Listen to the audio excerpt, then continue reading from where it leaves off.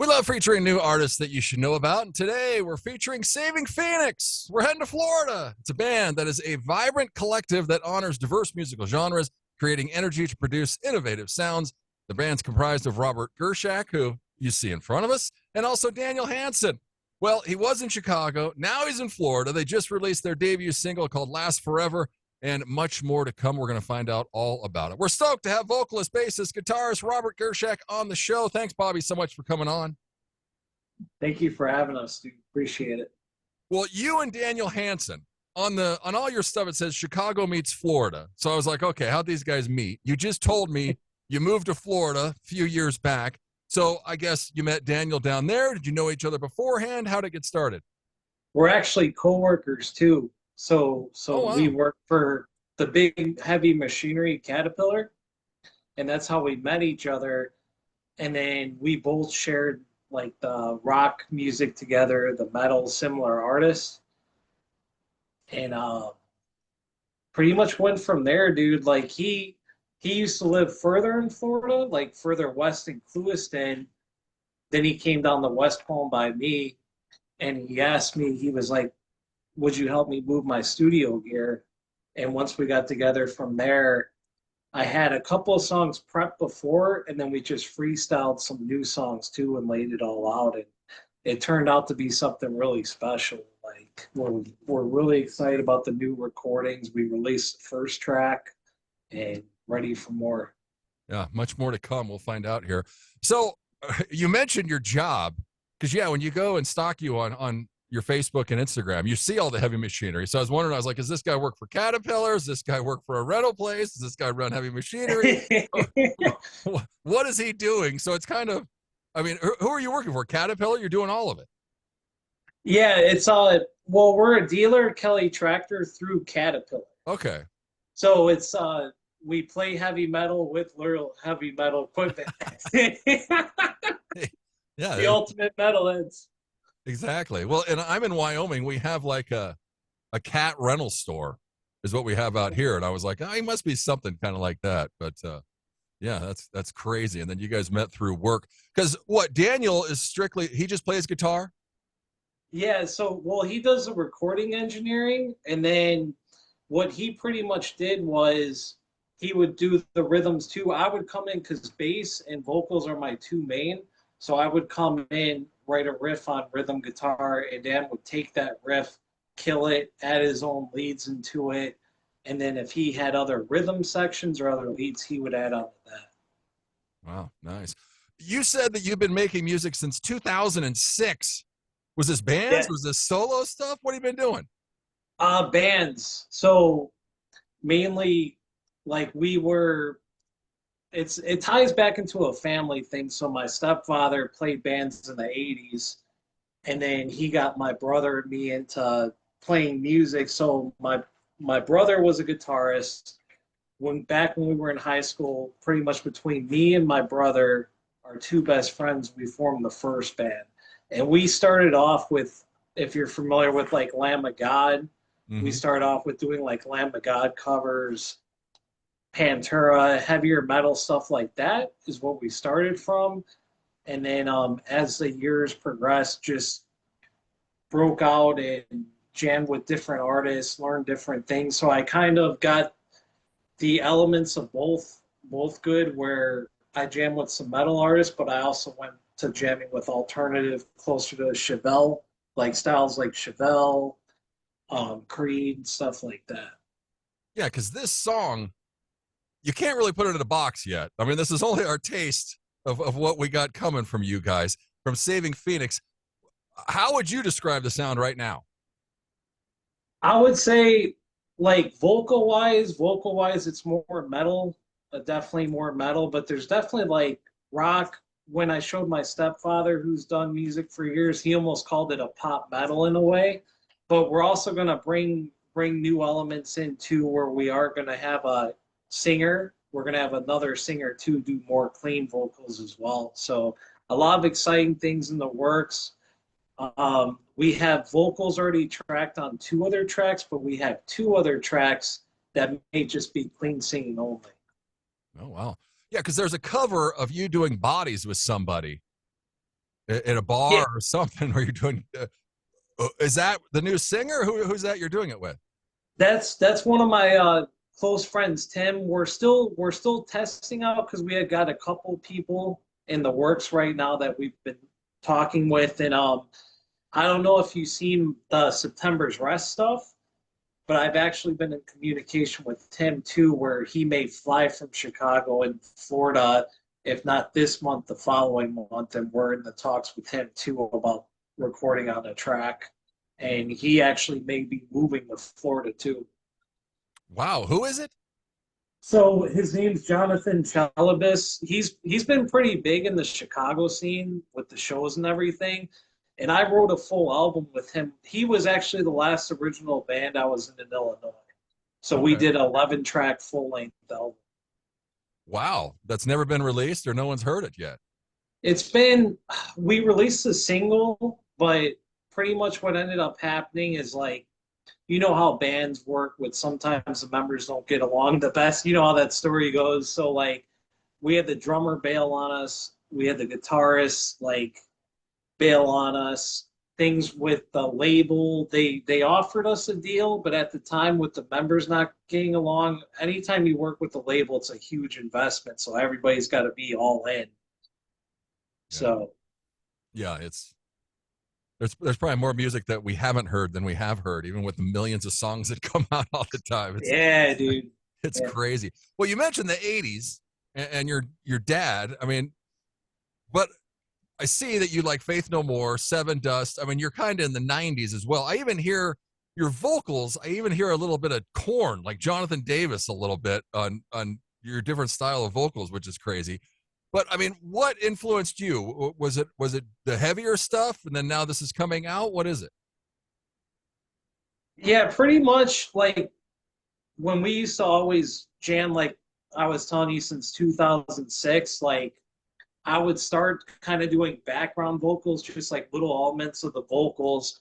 And because I played bass was my main instrument I did for years. So I wanted to change it up. I wanted to do something different where I started getting into like the karaoke scene. But believe it or not, you'll be surprised when you follow the karaoke scene.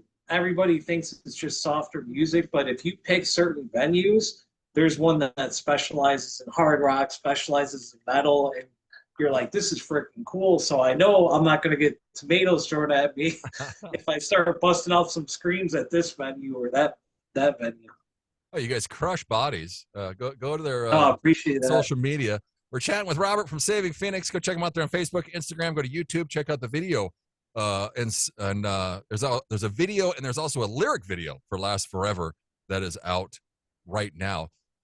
You put a clip on your personal Facebook page of Seven Dust from the Cold Day Memory album. I forgot how awesome that album is. I mean, you're a Yeah, big Seven dude. Dust fan. Dude, so me being the Seven Dust nerd, that was the first album that the original guitarist Clint came back on. Yeah. And it was filmed in Chicago too, I know that. Oh So wow. they had a DVD release and everything. It was reason why they say Cold Day Memory. It was freaking, you know how Chicago like winters get freaking bro negative into the negatives. So yeah, but Huh. That's awesome. Yeah, I was like, man, I need to go listen to that album again. I love that album when it came yeah. out. It was awesome. Uh, but what's the dynamic like working with Daniel? Are you guys busting riffs off each other? Who's writing most of the stuff?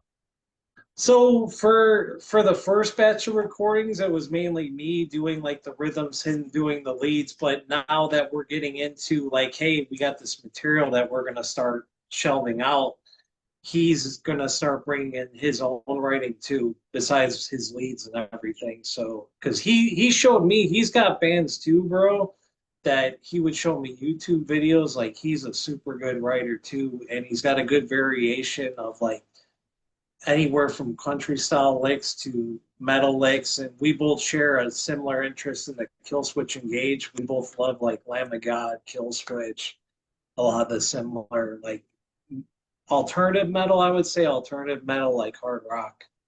Yeah, so it might be getting harder from Saving Phoenix. We'll see what happens when you guys start recording. And then who's the recording engineer? How do you pronounce this guy's name? So no, Daniel is actually also Yeah, the he's the recording. recorder. Yeah. Yeah. Is this guy just doing drums or who's this Arnold? No, so so pretty much what we did, this was different because Daniel recommends that whether like let's say you have the live drummer come in or some of these other artists who like they'll start from scratch and program computer drums till they get for shows, they'll get the live drummers. Um, what was different with this batch of writing was there's a YouTube drummer specifically has tons of videos, and you can select a certain beats per minute, like a certain speed you want, and then he has licensing that he sells. So, like, let's say I really like the drum beat that he's going off of. I could pay X amount of dollars, get the licensing, the programs or the files get sent to the studio, and that way you can cut, edit it, take out what you want. So it was the same like studio drummer that I found off of YouTube for all 5 tracks that we have so far that we're working on mixing and mastering the other ones. Wow. I mean, it sounds amazing. So is this a lot? Is he doing it live or is it programmed? So he's so I have it in the biography, but the dude's name is Ahmed. Like he's pretty well known like in the metal community as like recording tons of drum videos. And what's pretty awesome about it too is like let's say you don't even have a band yet. Let's say you just want to pick up a guitar, you want to pick up a bass. You could put him through speakers and it's just such a killer. He's got such killer licks. And it's just an awesome thing that he even is professional where he has separate recordings that he could send to that recording engineer. He could be like, all right, this is my track. Click on this link below. You click on the link. If you pay for the licensing fees of my drums, blah blah blah, I'm gonna email you each individual, like the snare, the cymbals, the kick drum, all that, and then it helps into throwing it into your mix. Yeah, he knows what he's doing. Because And every time I listened, I was listening to the drums a couple of times. I was like, is he playing it? Is this programmed? You can't tell. I mean, it sounds amazing. Go check it out. It's Saving Phoenix, the single and music video. Go to YouTube, watch it. It's lasts forever. You can go to Spotify, stream it now. More to come. Well, we see, Bobby, behind you, the 2 dog leashes. What kind of animals we got going on here? Oh, yeah, no, this is Michelle, by the way, and we got two cats.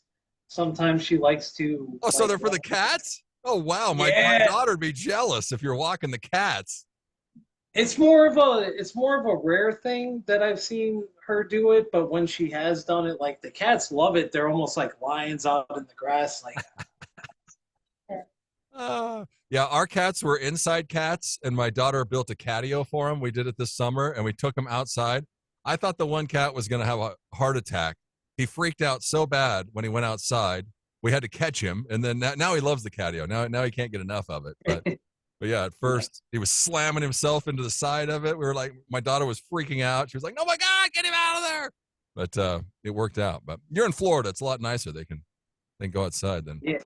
in Just Wyoming. summer. The only thing about Florida is like when it's super, super hot. Like that was hard to get used to, but now like I still miss like it would be nice to go back to Illinois and just I still got family and friends there. Not the move per se, but that was the other thing I was going to bring up too is just like finally because I've been here for a good amount of time, finding members like we're saying, having multiple drummers in your phone, having multiple singers, guitar players, etc. Because at first all my people were in Illinois, and I'm like, what do I do? I want to jam. I miss jamming.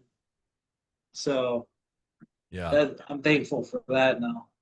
Well, now you've been there a few years. You start knowing people and networking, and well, and anymore with the internet and after COVID, hell, you can be about anywhere Yeah. anymore. It's crazy. How did we hook up with Pavement? So, and that going back to what we spoke about, me and you, with the band was called September's Rest. When we did a full length album, like a 11 track album, we did work with Pavement on it started off as like a tour package slash radio package, And then that was when back in the day, after I think it ran for 2 or 3 months, and after that, that was when they offered us like the full-on deal, but between the guitar player and the drummer and everything with the members, we couldn't pull through with it. So I just kind of always followed them, and I actually want to make a shout out to Plush because as far as like the newer artists on Pavement too, Yeah. they were the first ones, dude, that I was like freaking super blown away by. Like, Yeah. They're insane. I had Bella and Ashley on when they first, I mean, they were just scratching the surface. They were just I mean, talk about raw, and yeah, two of the nicest girls, and now it's sad that Bella's not with them anymore, but what they've done in the year or two is just incredible what they've been able to pull together. And yeah, and credit Pavement and those ladies and hella musicians. That's for yeah. sure. They came over to when they were on their tour. They came to the closest spot by me was Piper's, and I did the VIP, the meet and greet. They played like a killer freaking show. Yeah. So even live, when you listen to the recordings, it's one thing, but even seeing them live, like the sound, any band too, I'd say like that's when you know they're super good is when they smoke their recordings live. Yeah. And Mariah can sing. That's for sure. That girl can sing. What Yeah. Back to your job here, Bobby. Do we need a CDL to run heavy equipment? Do we need a special license to run everything? So how that works, like I know for forklifts you have to be certified, and probably state by state it depends on whatever their laws are and requirements. Because like semi trucks to haul the equipment, yeah, they're gonna Yeah. need those special licensing and stuff. But I mean, for the most part, for machines and stuff, it's those lifts. Like when you have to go way up high in the air, and the forklifts, you got to get special licensing on those. But some machines, I feel like if they train you, if it's in like per state rules or guidelines, like it's not super a lot of requirements to run them.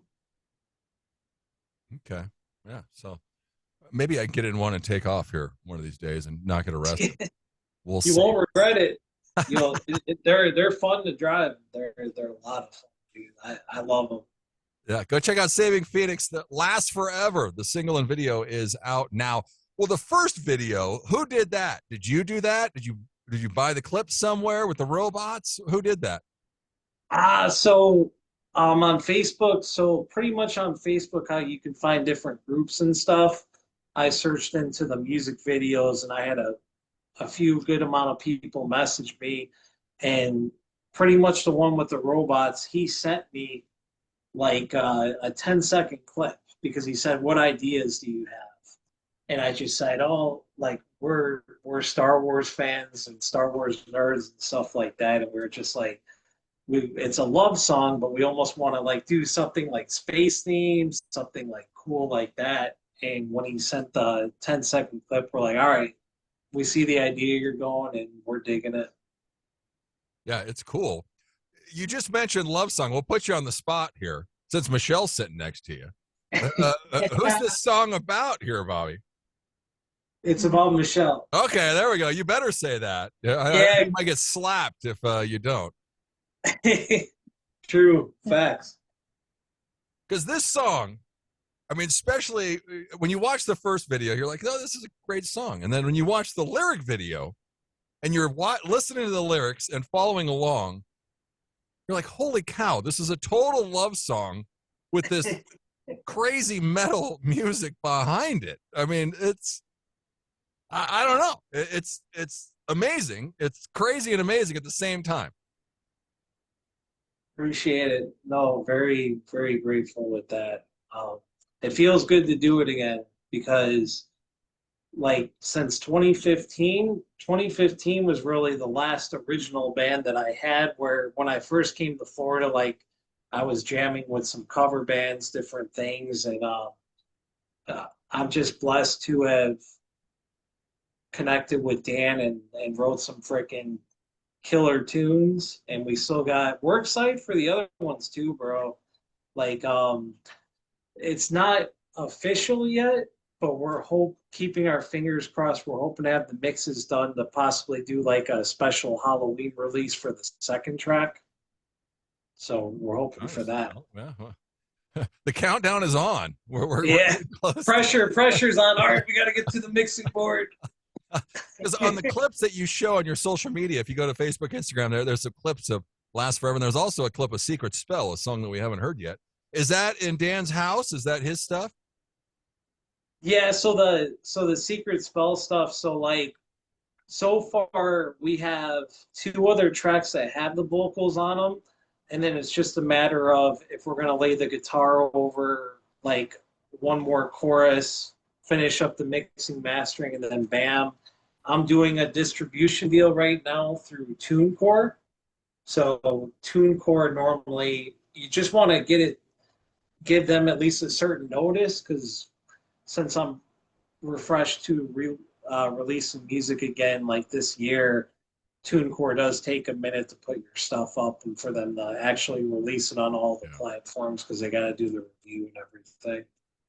So yeah, so we'll see. Because on the Facebook, I think it teases that the EP is coming late 2025.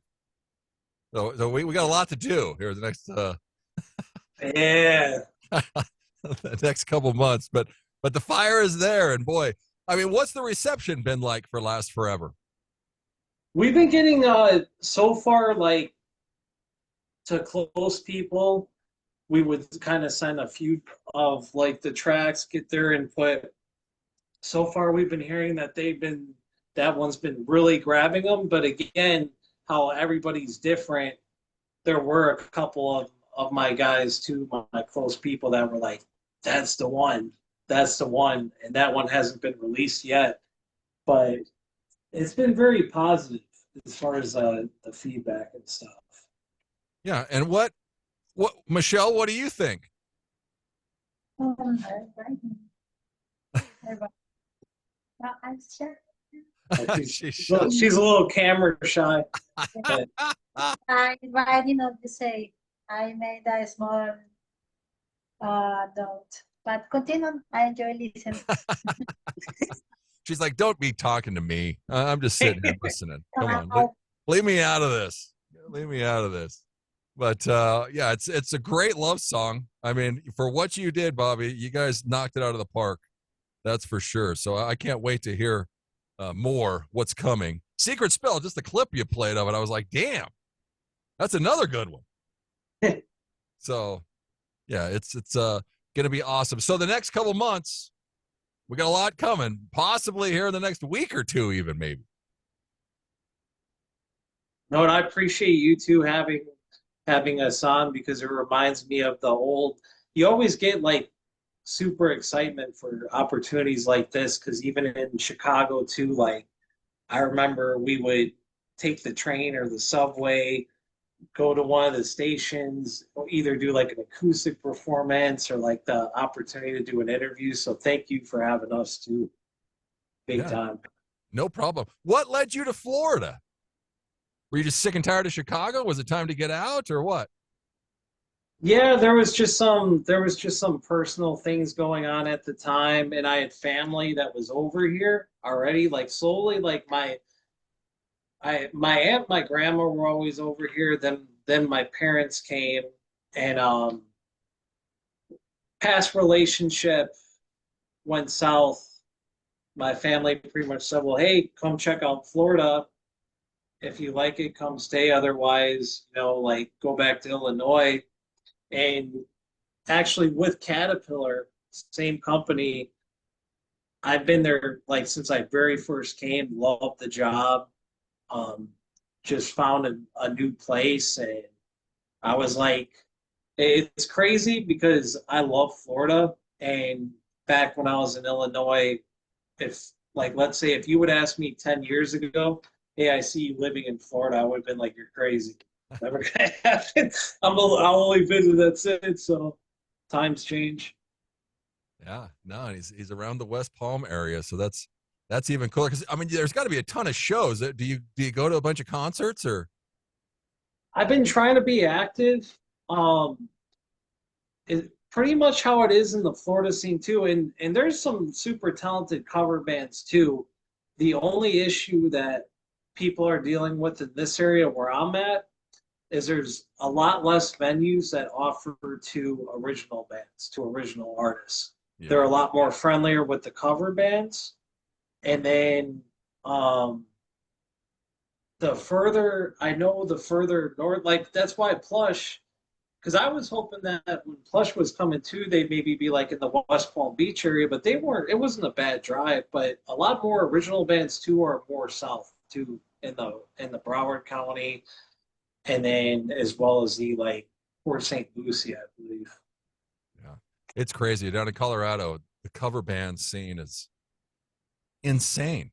I mean, they're playing all the shows, even in Montana. Then Billings, there's a Lincoln Park tribute band that they're having a bunch of tribute bands. Yeah, it's good, but it sucks when you're original artists seeing these cover bands coming in and selling out, and you're like, what?